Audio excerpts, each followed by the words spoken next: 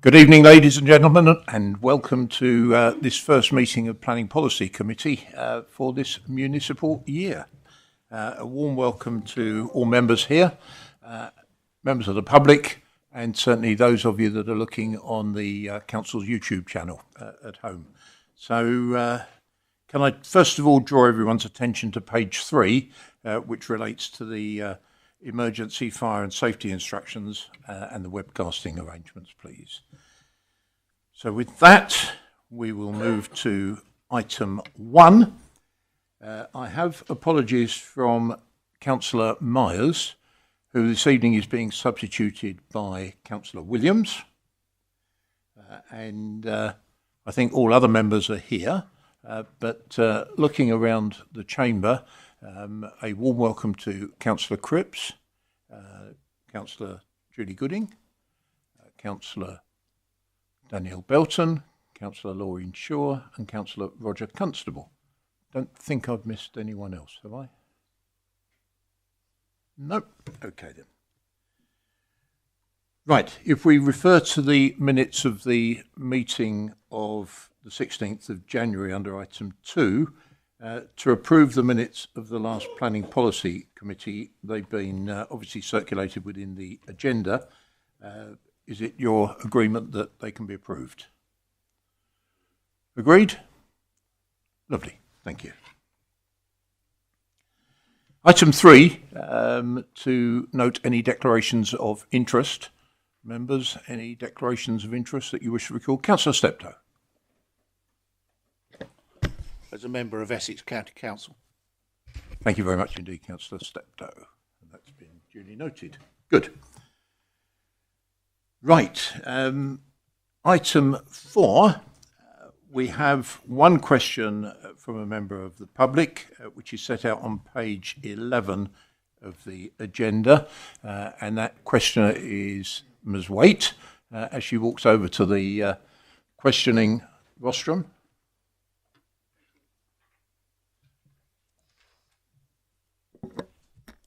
Thank you, Chairman. So when you're ready, Ms. Waite, if you'd like to read your question. Thank you. Thank you for the opportunity to ask this question. So my question is regarding the report. Rochford District Council and Southend-on-Sea City Council officers submitted a joint expression of interest in December 2024 to the government's New Towns Task Force.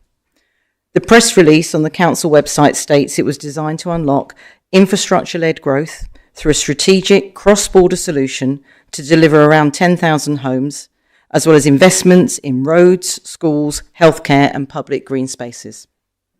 It was submitted on the understanding that those homes would count towards the government housing targets and not be additional to them. Numerous social media and press statements from the new administration have led residents to believe the council are considering pulling out of this joint submission. So here's my question. What exactly is the new Conservative administration's plan to secure infrastructure for Rochford? Because without this expression of interest, when history shows that simply relying on the developer hasn't worked anywhere else in the district. Thank you, Chairman.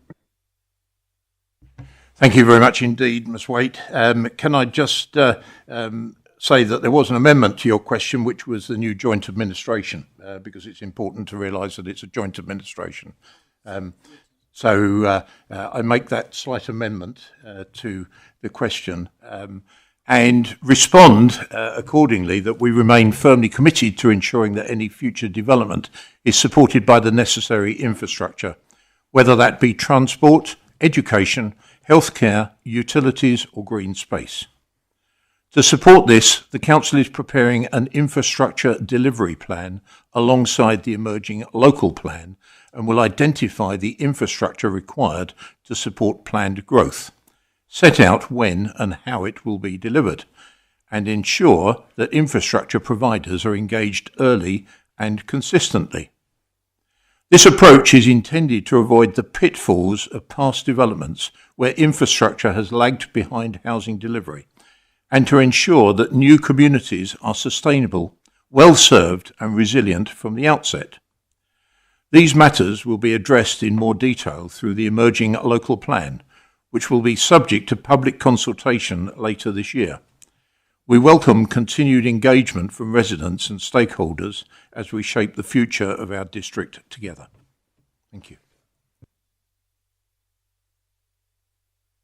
Yes, if you wish to ask a supplementary, by all means. Thank you. Firstly, thank you for that information about infrastructure-led. That is very heartening to hear. But just to follow back on my original question, the revised standard housing method is the missing context here. Because I understand that if the land was to be developed as a new town with infrastructure, then it would be removed from that standard method calculation, and the housing target would therefore reduce as a result.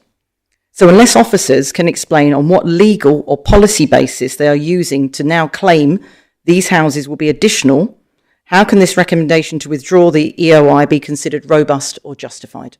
Thank you. Thank you very much indeed. That is precisely the challenge that you've highlighted. And over the coming months, that is exactly the areas that we will need to work on in constructing the local plan that delivers the targets that have been set for us by central government. Thank you very much.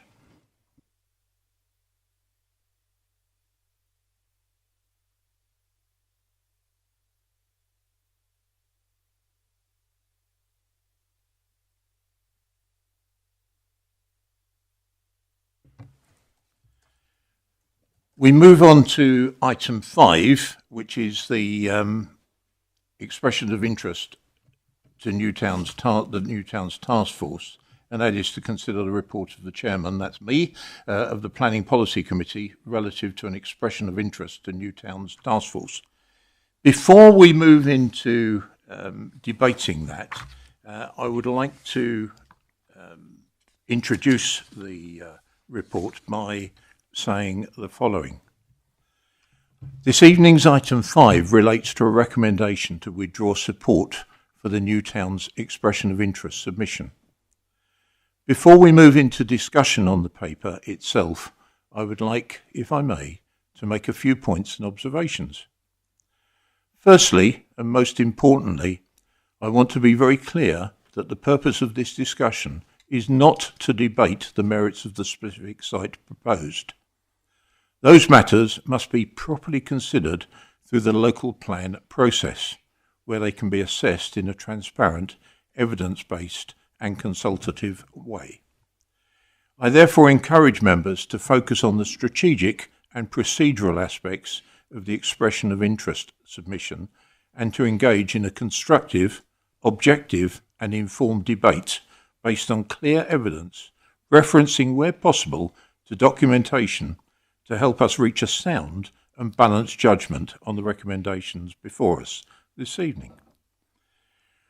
The issues are in fact very narrow, and we are informed from the following documents. Of course, the item 5 report set out on page 13 in the agenda, the New Towns Task Force website documentation, which I assume members of the committee have looked at, the letter dated the 4th of November from Sir Michael Lyons, Chair of the New Towns Task Force, and that's on page 19 of the report, the joint Rochford District Council and Southend City Council's expression of interest submission at page 21 of the report, and Rochford District Council's own press release dated the 20th of March 2025. The debate should centre, I suggest, on some key issues. Firstly, on what basis did Rochford District Council feel that the criteria were met and agreed by Council to feel that it was in a position to make an expression of interest submission, given that from the website and Sir Michael Lyons' own letter, he makes it crystal clear the emphasis is on housing numbers, with several references to at least 10,000 houses, and I stress the at least. And I quote, most, if not all, will be far larger in size.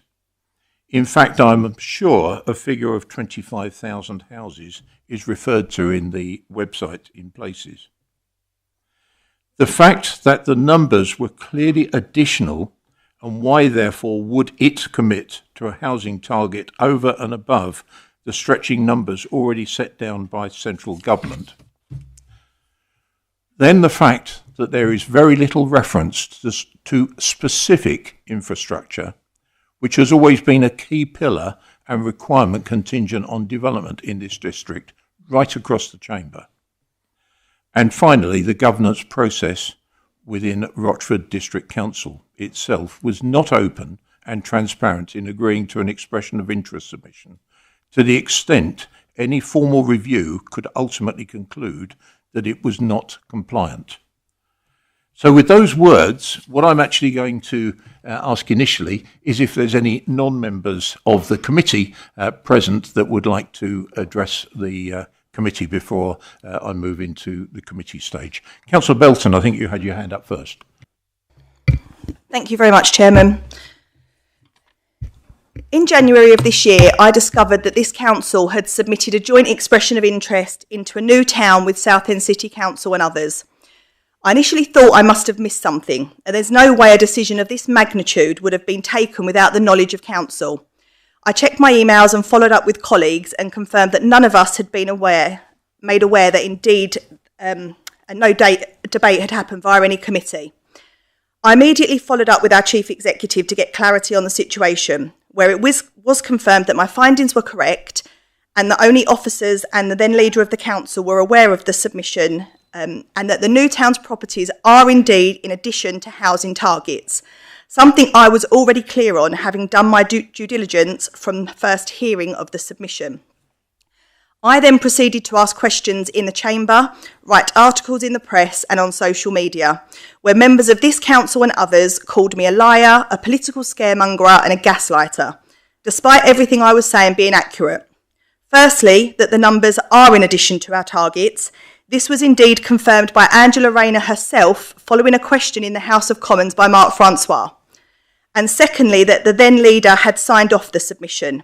Now, I will clarify, there was no physical signing, but there was an email confirming that the expression of interest was okay. In this day and age, I stand by that being the same thing. Actually incorrect. And this committee isn't about governance. So could the monitoring officer please confirm if a debate on governance is to take place? Because I thought that would be a different committee. Councillor Newport, you're quite reasonable to raise a point of order, but at the same time, it is a non-member of the committee that is speaking. Right, I'm not entering into debate. I will refer to the monitoring officer for guidance. I've nothing really definitive, Chairman. Obviously, you chair the meeting and you'll hear what's said. I think there's a balance, isn't the point made by Councillor Newport around the report and the recommendation, which is within, is around that. Obviously, as you mentioned, non-members of the committee are being invited to comment. I suggest, Chairman, it's a matter for yourself in terms of how far you allow any comments to be made around it. A definitive ruling I feel I can give at this time. Obviously, the comments being made by Councillor Belton and Councillor Newport's obviously provided a response in that, and no doubt will provide further response during the debate. Thank you, that's helpful. Carry on, Councillor Belton. Thank you very much. And I was referring to an item on page 16 of the report, so I think it is relevant to this evening. Moving on though, I do recognise officers' comments that the submission was a strategic opportunity, a chance to ensure that if development were to happen, it would be supported by extra funding from government for infrastructure. However, this isn't something that is referenced in the task force letter, so it's unclear exactly what, if any, extra funding would be forthcoming. Regardless, the risk far outweighs any rewards, given that still to this date we are without a local plan or even preferred options, meaning we have no idea where we are going to fit 15,000 homes in, let alone 20,000 plus. The letter from the task force states 10,000 is the absolute minimum, and that in most cases, if not all, new towns will be far greater in numbers. That again is documented in this report. Our district simply does not have the capacity for this scale of development, nor is there any evidence to show that we need even a fraction of these homes for local people. Continuing to support the EOI risks giving the impression that we endorse vast, unsustainable growth at a time where our towns and villages are already under pressure. The absence of contact from the task force since submission only adds to the case for stepping back. It gives me no assurance that our submission is not going to be selected. The task force have made it clear on their website that whilst they will work with local authorities, ultimately they will do what is best in the national interest. And that to me is a clear message that whilst officers and the previous leadership may insist that there's no commitment to the new town, that now we've shone a light on the area, we have ultimately given government a green light should they wish to proceed. Personally, I am not confident that due process was properly followed in the preparation and submission of the expression of interest. This was not a routine administrative exercise. It proposed a new town of national significance with enormous implications for our local plan, our communities and our credibility. Yet it appears that the decision to proceed was made and allowed without full member oversight, formal scrutiny or public engagement. I'm told that government requested the work to be done in a private and confidential nature, but despite requests, I've found no evidence of this, so maintain there was time and opportunity to bring a paper to this committee. The submission bypassed planning policy entirely, and although the then leader was consulted, I'm not confident this equates to lawful authorisation under the council's constitution. And this raises a question: was the action even lawful? And if not, what precedent are we setting by allowing decisions of such magnitude to proceed without democratic accountability? This is about transparency and doing right by the communities we serve. So finally, I should add that as incoming leader of Rochford District Council, I'm concerned about what has happened here, but I think it's important to establish the facts and learn from them. So for that purpose, I will shortly be establishing an independent, externally led investigation to get to the bottom of this and how exactly the submission came to be sent in the first place. And we will then report those findings of that investigation to full council and then via residents in due course. Thank you. Thank you, Councillor Belton. Other non-members of the Planning Policy Committee wish to say anything at this stage? Councillor Shaw. Thank you, Chairman. Having reviewed the report that currently sits before the committee, I have a number of points. The new Towns Task Force is purely to deliver housing. It does not include infrastructure, and on the website, infrastructure is hardly mentioned. Residents are rightly concerned re this. As you're aware, Chairman, I'm an affiliate member of the Royal Town Planning Institute. If I am not mistaken, last year the Institute highlighted the issue with regard to the NTTF allocation numbers being over and above those targeted within the local plan. There was an interim planning policy of ensuring that previously developed land, i.e. brownfield and contaminated sites, would come forward first. I would ask the committee to take this into consideration when debating this report. Thank you, Chairman. Thank you, Councillor Shaw. Any other members but non-members of the committee?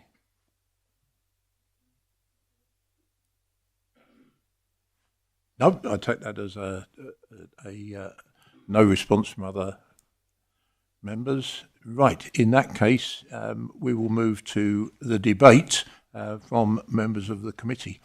Do I have anyone wishing to speak? I feel it's only fair, Councillor Newport, if you wanted to come back on anything earlier, as I cut you off fairly abruptly a little earlier, and if you wish to make any points. Thank you, Councillor Wootton. No, I'll be very interested to submit all my evidence to the independent investigation, as I do have significant amounts of information that I can hand over, and I will. Thank you. Councillor Newport, thank you very much indeed. And I just want to come back to my opening statement that I really want us to focus within this meeting on the evidence on the New Towns submission. So that's where I'd like debate to be focused this evening. Right, any other? Councillor Steptoe. Yes, thank you, Chairman. As one of the ward councillors for the area south of Fossett's Way, which is what the submission refers to, the first we knew about it was when Councillor Belton mentioned it to us. It came as a shot out of the blue. We had always been aware that the land towards what's known as Bourne's Green, Southend have had designs on developing that for some time, but that's not within our jurisdiction. That's outside our jurisdiction. That's up to Southend. Question I would ask is that when you are going to look at putting in an area of development like this, that there should be some form of consultation on consideration on where the best place to put that is. First thing you would do is look at what existing infrastructure is already in place. Because if you build on that existing infrastructure with more infrastructure, you get more bang for your buck. If you pick on an area where there is very little infrastructure, it's going to cost far more, be far more difficult to actually produce. Now, all of that should have come out in some form of consultation before a submission is put forward. So I don't understand why it never came to the ward councillors for a start, yet alone to the council, to have some form of input into this particular issue, rather than just to suddenly surprise us with a letter that's suddenly gone to government. Thank you, Chairman. Thank you, Councillor Steptoe. I think you've echoed the last point that I made within my opening submission about how this came into to being. It seemed to be drip-fed to us, but I don't know whether that's an appropriate debate for tonight, whether or not it's part of any investigation that the leader has referred to. Sorry, Councillor Steptoe, you want to come back? Yes, thank you, Chairman. I'm going to dispute your phrase there, drip-fed. It was suddenly thrown at us with a great bucketful, I would suggest.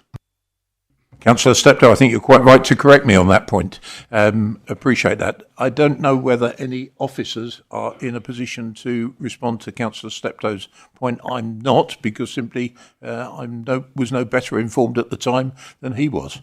Probably less. Sorry, less so. Chairman, on a point of order, we have learnt today that there's going to be an independent investigation into this.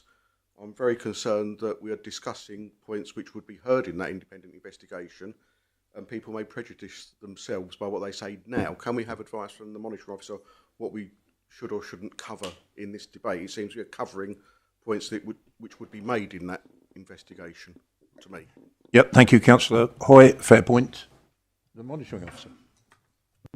I think, Chairman, you made it clear that that you don't intend to debate in terms of the processes that were followed. I mean, if we did, we'd go down a different event in terms of scrutinising the activity that was done. I think the leader of the council indicated that an external review, which, as Councillor Hoy mentions, will be picked up as part of that.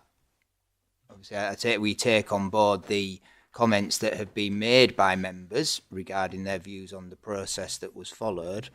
As I think you've mentioned, that's not necessarily what the intention of this evening's debate is, and that'll be picked up, as Councillor Hoy says, by the review that the leader has mentioned. So I don't believe there's a benefit in us going down that road now. And as you've mentioned, Chair, perhaps stay on what the report focuses on in terms of whether you wish to write a letter to withdraw that support for the task force. Thank you for that, Mr. Birkinshaw. And I think that's good advice. We'll move on from that core part of the debate into other aspects of the report. Councillor Newport. Yes, sorry, Chairman. Just one question for the monitoring officer. In terms of this independent report, what is the governance process around commissioning that independent report? Because I do not believe that the leader has any authority to make that request. That she might make the request, but she can't say that we're going to have an independent report without it going through due process, and that should be a decision of council. There could be significant costs involved, Chairman. I'd like the monitoring officer to answer that question, please. I just comment that officers will obviously liaise with the leader of the council around the review, the scope, the intention, and will ensure that it follows appropriate governance processes.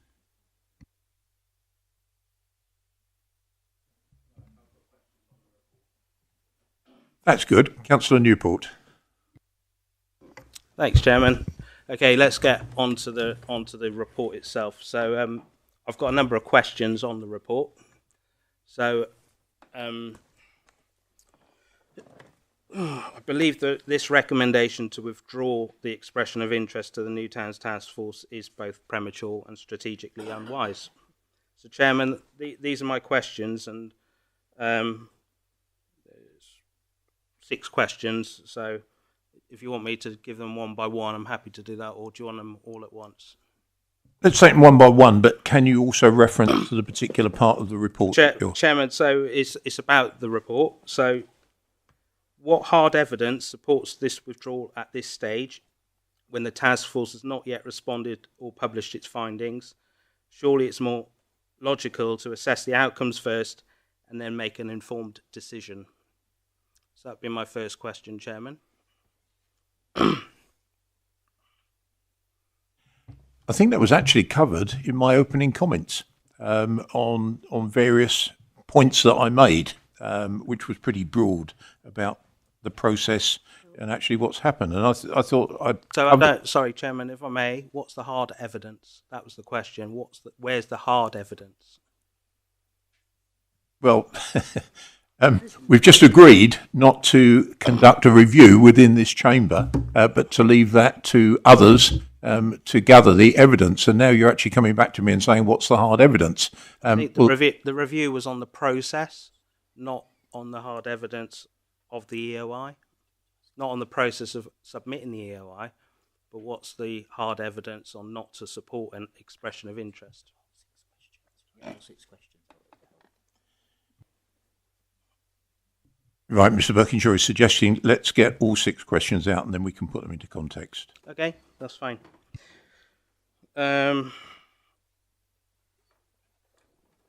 Okay, so the second question is, so the officer's making notes, yeah. So the report claims that the Deputy Prime Minister said new towns would be in addition to housing need, but it should be stressed our submission clearly stated we expected the homes to count towards our local need. What is that distinction now being used? Why is that distinction now being used to justify scrapping the entire submission? My third question is, developers have already submitted their own expression of interest. If we withdraw, how does the council intend to protect Rochford's position or ensure community needs are even part of future discussions with the task force? Are you confident the public will support this decision when they realise we may have forfeited government support for roads, healthcare, schools and affordable housing without even seeing the offer? Why was there no public consultation or full council debate before proposing to reverse a decision that had clear professional officer backing, and it was backed by a professional planning officer? And my last question, Chairman, and you may be able to answer this one directly. Can the Chairman confirm whether any of the developers behind the alternative expression of interest are known Conservative donors, and whether any political donations or affiliations have been declared in relation to the site? Because if we are stepping back and allowing developers to lead future engagement, the public has every right to know who stands to benefit and why the council would voluntarily give up his voice in the process.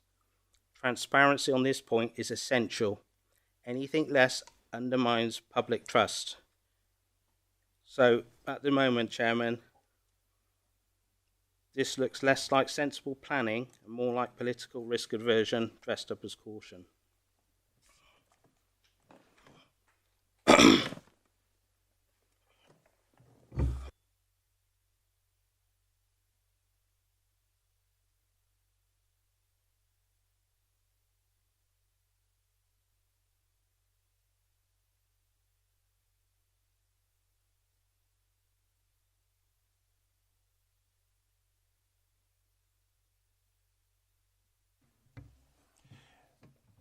I think, Councillor Newport, with respect, what you've done is you've wrapped up a number of political points by putting the word why in front of them and turning them into questions. I don't know is the blunt answer to your last question. I just genuinely don't know. but I think you're widening the whole subject way beyond Rochford District Council. And the point that I think Councillor Newport, I didn't interrupt you. I think the concern by the current administration is that, was the process open and transparent? Was it fully understood?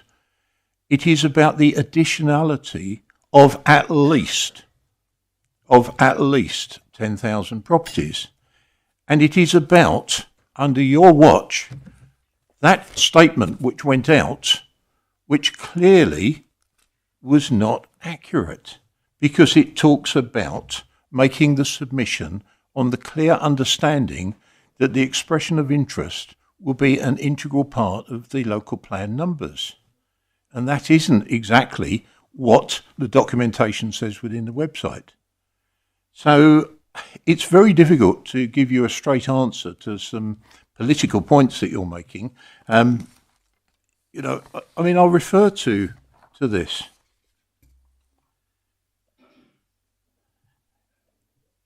Any development of this site would contribute to meeting the government's housing target and not be additional. And with respect, the point is, you don't actually respond to an invitation from central government to put in a bid and then tell central government under what terms you will put in that bid. And elsewhere in the statement that came out from Rochford District Council, under both the new and old methods of calculating housing requirements, any development here would not be additional. It was always going to be additional. The most basic question that anyone would ask before submitting a bid back in November, December would be, is this additional or is it within our housing numbers?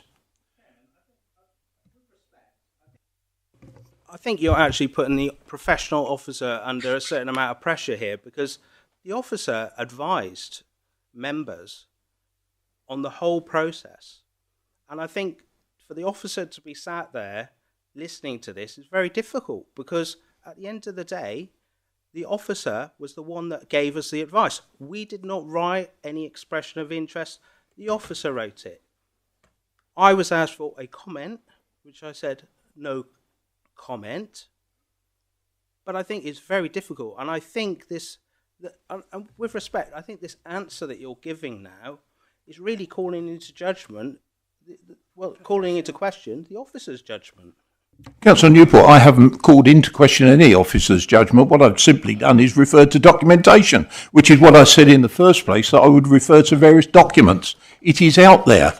I haven't referred, criticised, questioned any member or any officer.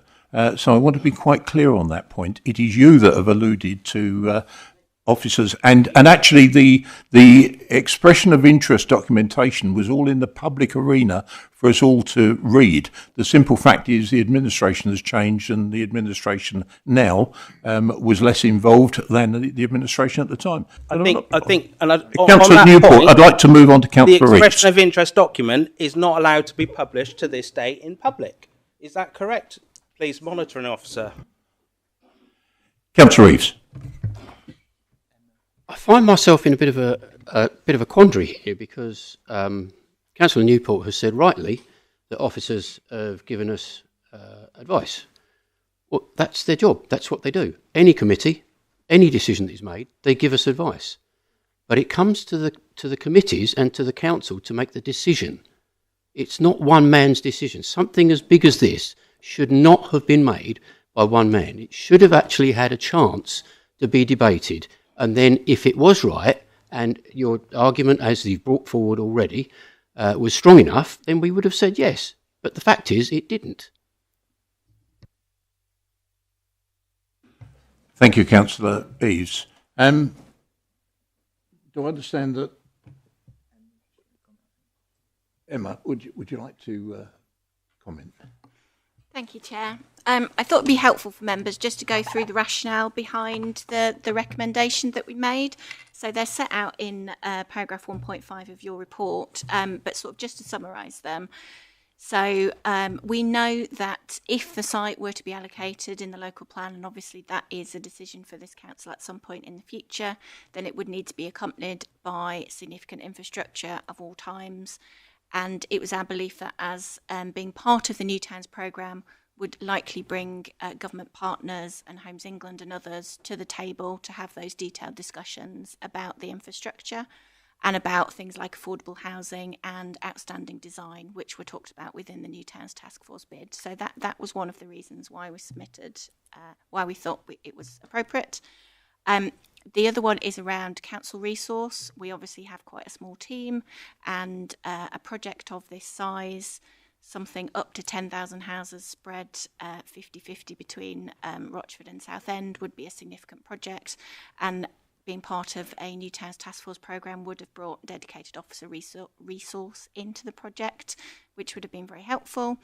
And then the third point is that we were aware of and know that the landowners, developers of the site were submitting their own expression of interest, which they did to the task force. So we know it was already going to be on the task force's radar, and we would rather have those conversations, if they were to take place with the task force, with us involved rather than us not being involved, and those being directly with the development industry. So those were sort of broadly the three reasons for the advice that was given. Thank you very much. That's very helpful. Councillor Linden. Thank you so much. I'll take the emotion out of it and just put what I believe are the facts of it. Effectively, if an expression of interest has been put forward, if we are to withdraw it at this moment in time, it leaves ourselves bare to the central government pushing forward for the building and the infrastructure, which we could possibly put our mark on, would be a lesser strength. Also, when we're talking about this plot of land, we have got, and Councillor Steptoe has alluded to it, Southend, okay, not our decisions, but Southend were looking to put, and I do believe that it's going into their local plan, that they want to put a university hospital in and around that area, which would obviously have a massive effect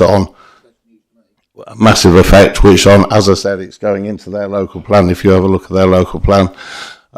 There was also a talk regarding the golf course and the emotions, and I do understand that the leader has had a number of emails from Thorpe Ward residents in respect to this.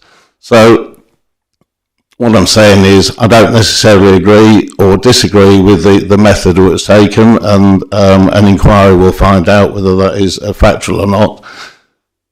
My concerns to actually withdraw the EO at the moment in time could lead us bare, particularly with what the government might push down regarding infrastructure. And I do believe that we should be talking to our partners across the borders to see what their intentions are. Thank you, Councillor Linden. Any other members? Councillor Hoy. Thank you, Chair. Sorry. Thank you, Chairman. I've just got a few questions. I'll read them all out first, but if you want me to stop at any point, just let me know. I can be a bit pedantic as well, as you know, and you did advise the member of the public that you wanted to be referred to as a joint administration, but you yourself referred to yourself as the current administration. So I'll just point that one out. I think these sort of echo Councillor Linden's points to some extent, but I just want to read them anyway because I'd like answers. And I think it's quite difficult because obviously the officer has put in this report the facts as the officer sees them when this was submitted, and it would appear that the joint administration may have a different opinion to the officer, and that's not a problem. We're allowed to have different opinions to officers, and that's fine, but I just want to have that understanding out there.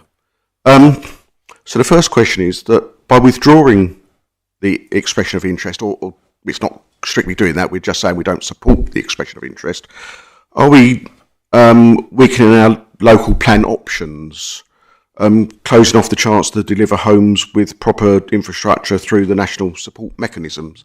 i.e. if we're saying we're not going to build there and then suddenly we are, it seems we're cutting off some of our options. That's the first question, and that does relate to the 1.5 that Emma Gooding's already spoken about. How does this decision align with our strategic options in economy and prosperity and places and spaces? It seems like are we sure we're still aligned with that if we do this? Question 3.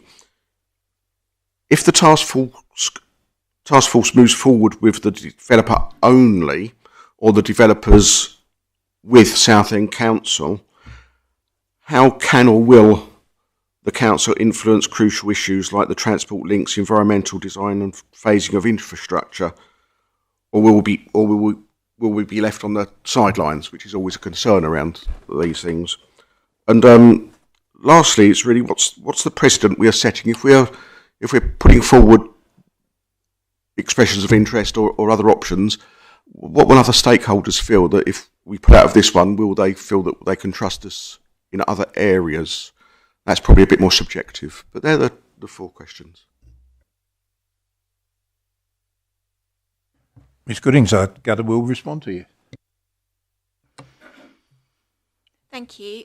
So in terms of the local plan options, we obviously need to go through the process in terms of setting the local plan, and that will be done through the Planning Policy Committee and ultimately through Council. So I think it's important that the decision that we're making tonight, depending on if you go with the recommendation, is not prejudging anything that's in the local plan. That will have to come through in due course, and we'll need to look at the full infrastructure provisions associated with the development in the local plan in due course. And Councillor Wotton mentioned the infrastructure delivery plan in particular, which would be part of that process and would be part of the local plan and open to public engagement in due course. And then just in terms of the task force and what happens, so obviously we were party to a joint expression of interest, so that expression of interest could continue just without us, and our involvement on a purely sort of technical basis would be in terms of, as the local planning authority, whether we could ask the task force to be back involved if a decision was made to look at this site going forward.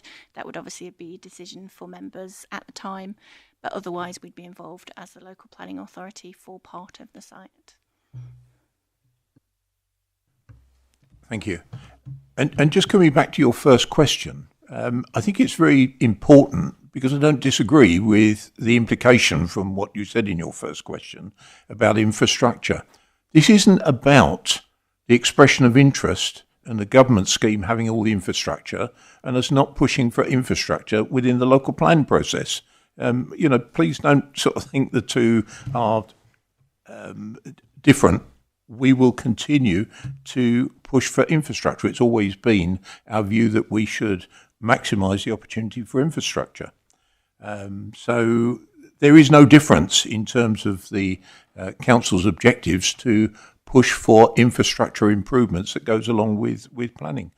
But there is actually, and I've read the documentation, relatively little specific information about infrastructure in the documentation. There's an awful lot about houses, and we know the declared intention is to build houses, and we need infrastructure to go with it. So I take your point, and I agree with your point. You turned it into a question, but I think in going forward, it's very important that we push for all the infrastructure benefits of developments. I saw another. Sorry, Councillor Hoy. Sorry, Chairman, may I just come back on that? You can, certainly. Because all I'm really doing, and this is where I'm talking about, it's a difference of opinion between the current joint administration and perhaps the officers, because in 1.5 in the report, it clearly says if the site was to be allocated, then it would need to be accompanied by significant infrastructure, and that being part of the New Towns programme would likely bring partners such as Homes England on board and help deliver the necessary infrastructure improvements. So I think there's a disagreement of how much that would be. I believe this report, and from what I've understood, there could be significant amounts of infrastructure, and this is what the report says. So I'm not inventing that notion. It's there in the report, and I think it's just that perhaps you, as the current joint administration, are disagreeing with that. And is that what you are saying? You're disagreeing that part of the report? That's my report. Why would I disagree with it? Councillor Williams. Yeah, thank you, Chairman. Councillor Newport and Councillor Hoy, could I ask you just to refrain from conversational stuff? No one minds the odd comment, but it really is not... We didn't hear what you said. Sorry. I was repeating. Okay, but there have been several other occasions this evening already, and, you know, the odd word is fine, but please don't develop conversations in any meetings I'm chairing. Thank you. Yeah, thank you, Chairman. With your permission, I would like to read out a piece of literature sent out by the Liberal Democrats in Rayleigh. I'm not asking you, I'm asking the Chairman. It does regard to this point, my concerns over this expressions of interest, if that's okay. I do that. Thank you. This piece of literature says, we have had too much development already. We cannot allow any more big development schemes in Rayleigh. However, we should not put one community against another. In our district, that would be divisive. We believe the local plan should opt for a new garden village in the east of the district, away from existing towns and villages. Option 3A and 3B could give us a solution close to Fossett's Way on the South End border. If that's not divisive, I'm not sure what is. That's my concern. That's why I'm now in the current administration and left the previous administration. I'd like that to go on record. Thank you. Thank you, Councillor Williams, and that will, of course, be recorded in the minutes. Thank you. Right, members, any other questions? Councillor Eaves. Thank you, Chair. I do follow Councillor Hoy's concerns about where we go from here. But the thing is that whether we should have had this in the first place or not, I don't know. The thing is that, as I said before, I believe this is a decision that should have been led by committees through council. And the reason being why is that there are things that could possibly come out in discussion that we might not realise. I only found out a short while ago that Anglian Water are not actually consulted with big sites. And I confirmed with Emma before the meeting that on this particular site they would not be consulted. Now, the thing with that is if you've actually seen recent press releases where Anglian Water are asking us to hold back on water resource, because at the moment water is going through the plants too quickly to be properly treated. Now, if we get these many, many thousands more houses, this is something that should have come out in debate when we were thinking about putting forward an EOI on this. And it would have actually, I think, have been a contribution towards the decision that we would have made putting it forward. Okay, that is something that will actually go forward to planning eventually, and it will be a planning issue. But it is something that I think that we've been kind of stymied by this report, by the EOI having been put out without having any involvement of any other member. Thank you, Chair. Thank you, Councillor Eaves. Councillor Steptoe, you want to come back? Yes, thank you, Chairman. I think at the end of the day, the question we're asking ourselves here is, had this gone out to greater consultation before the expression of interest was sent in, that there potentially could have been a completely different answer, particularly from the ward councillors. I think the ward councillors of that end of the district, not just my particular ward, but the other ward as well, would have given slightly different answers. The other thing that concerns me greatly is by putting the expression of interest out, it undermines the work of the Planning Policy Committee, because we are looking at where we're going to put all of these houses. The government has suddenly said we've got to magic out of thin air, yet alone find the people to build them. So that our work there has been undermined completely right through the board. So I think it should have gone to some form of consultation. It should have been far more open than it has been. You know, I as I mentioned earlier on Essex County Council, we have applications come in. Recently there's talk about a new Thames crossing over at Thurrock. The consultation that has gone through before that went anywhere has been years. Yet we suddenly find out The work's been done for us. So the planning policy team itself has been totally undermined. That's my personal opinion. Councillor Steptoe, thank you very much indeed. And I was a councillor in Thurrock in 2011 to 2015 when it was a hot topic, and we're still talking about it, so you're absolutely right. And indeed, various points have been made tonight about suggestions within this expression of interest in terms of infrastructure. I've heard nothing about them until tonight. It's nice to hear these suggestions, but that in itself makes the case of why they should have actually been debated more openly. I mean, Councillor Linden referred to some areas of infrastructure that, until he mentioned them tonight, I've heard nothing about. So that in itself makes the case. But let's have a healthy debate about it. But unfortunately, we're now well into June, 6 months on, and this is the first that we know about it. And there we are. We can't rewrite history. Councillor Linden, you want to come back? Yes, I reiterate what I said before. I'd like to discuss it further, what the implications of withdrawing or writing a letter to withdraw the expression of interest at this moment in time. I wouldn't like us laid bare for lack of infrastructure or control or being part of the party, so we can discuss it. It's just my point on that. Councillor Linden, are you putting that forward as an alternative proposal?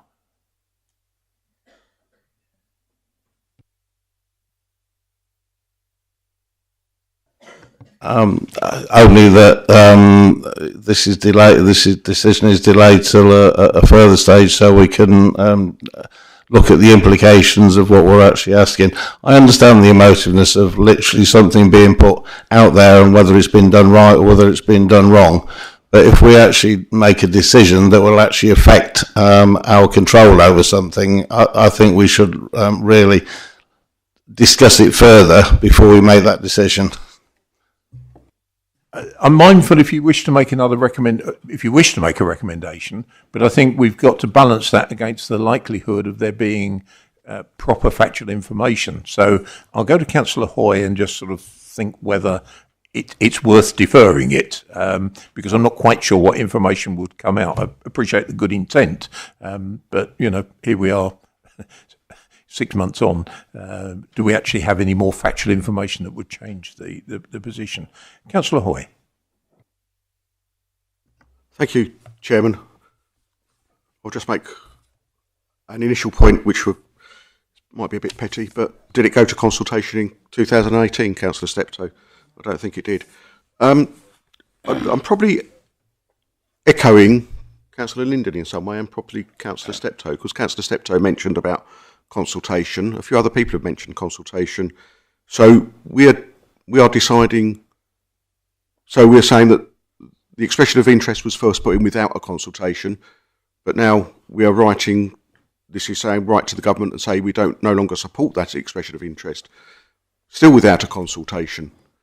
And I'm aware that ward members in the area will have conversations with their residents, but there has been no consultation on this at all. Would it be more appropriate, perhaps as Councillor Linden was suggesting, that there is a consultation on this before we write to the government?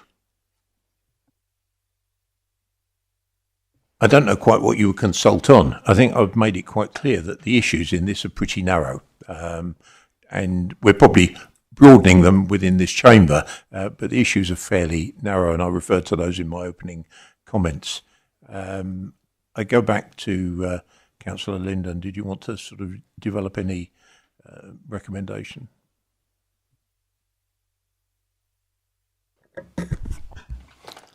Recommendation, put facts on the table so we can fully understand the implications of what we're actually going to be doing if we write and actually have an expression of interest withdrawn, and what implications that would be not allowing us then to actually be party to the table with making future decisions, particularly with the knowledge, and Councillor Steptoe has said that he's not. Councillor Steptoe said he's not actually aware of this, but I understand that the University Hospital is being put into the local plan for Southend, so it's something which we do need to consider going forward. But my recommendation would be to defer it so we could actually see what implications it was if we do have the expression of interest withdrawn. Sorry, I would second that, Chairman.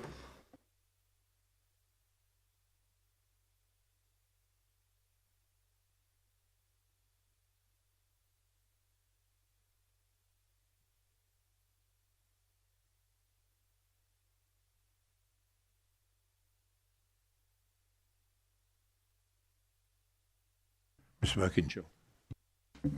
I just come in. I'm not sure whether it's helpful, Chairman. Obviously, I think the recommendation which Councillor Linden puts forward is, in essence, to defer the matter from this evening for some further. I think there's 2 points. I think we're expecting the New Towns Task Force will produce its report to government in July. There is an issue of time, and I think there is also a point which was relevant when it was submitted and still remains relevant now in the point around deferral is. And then going back to some of the questions which Councillor Hoy asked, there's a real lack of clarity around much of this. What will the government do with the expression of interest? How would they engage with us? How would that play out in terms of, and the points that Emma referred to in terms of the rationale?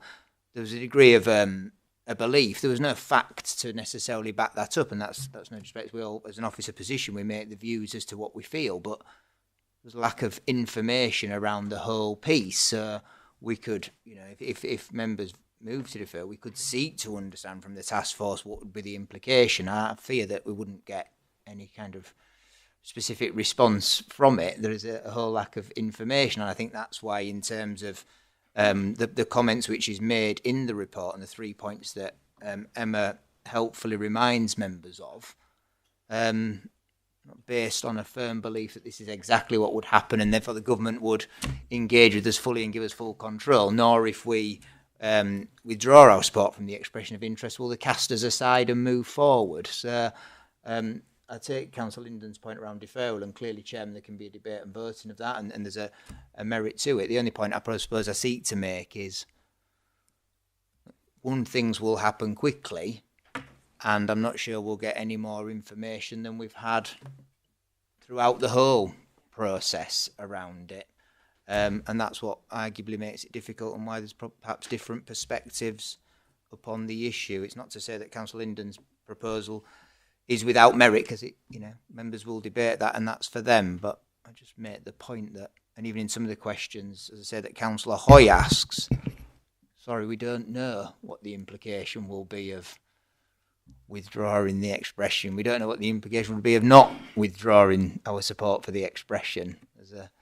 I just think that's a point I just wanted to make to members, that we find it difficult to give advice in response to some of the points because we simply don't have that level of detail on it. Thank you for that guidance. I'm going to go to Councillor Steptoe. Thank you, Chairman. I'm afraid I can't support this. I think it undermines even further the Planning Policy Committee. Planning Policy Committee is really hamstrung until something happens. Do we code that not as an extra figure? Do we not code it as an extra figure? It's almost actually forcing the planning policy team to accept that without any further debate, the development in that area. And I'm sorry, but I cannot accept that in any way, shape or form. Thank you, Councillor Steptoe. Did I see your hand up, Councillor Reeves? Thank you, Chair. I think one of the concerns that I have about this, if we do actually delay the decision on what we do with this, if we're talking about the task force coming back with their initial report in July, we are not going to. It's going to be our decision that we're looking at tonight will be timed out.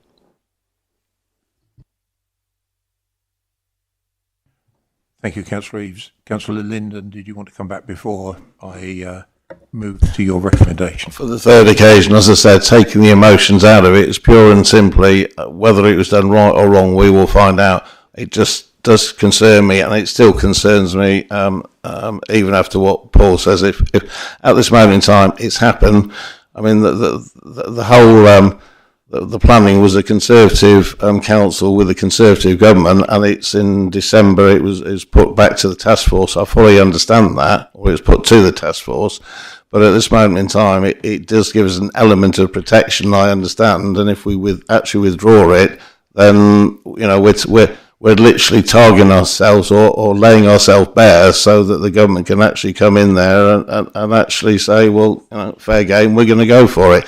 And as I said, with the knowledge that I've got regarding the local plan from Southend, if that be factual, which I believe it is, I feel that we need to still be part of that agreement. But as I said, I'll come late to the party, but I'm coming with pure what I believe is facts rather than emotions on it. You've mentioned emotions, Councillor Lind, and I don't think anyone is being emotional. I think it's a very rational debate.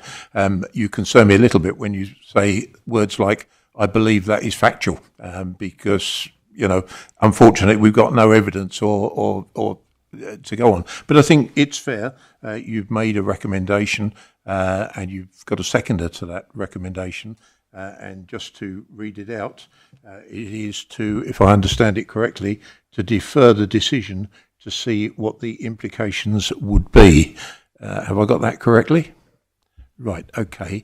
Those who vote in favour of deferring, please show your hands. Thank you. I think that's 3. And those voting against?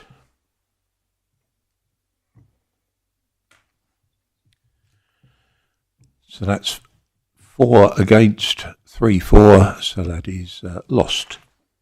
I think unless there's any Councillor Steptoe, you looked at me as if you may be wanting to raise your hand. Chairman, I was going to suggest that I would like to move the recommendation R1 on page 14. Councillor Steptoe, thank you very much indeed. You've moved it, and Councillor Williams, you wish to second it. So if I read out the recommendation, I think that would be good practice. And there is only one recommendation, that the chairman of the Planning Policy Committee writes to the New Towns Task Force advising that the council wishes to withdraw its support for any submitted expressions of interest for the reasons set out in this report. And can I take those people who are for doing that? And that is 4 of us. And those who are against? And we have 3 against. Thank you very much indeed. That concludes the business for tonight in this meeting. Thank you very much indeed for your attendance. Appreciate the debate. Thank you.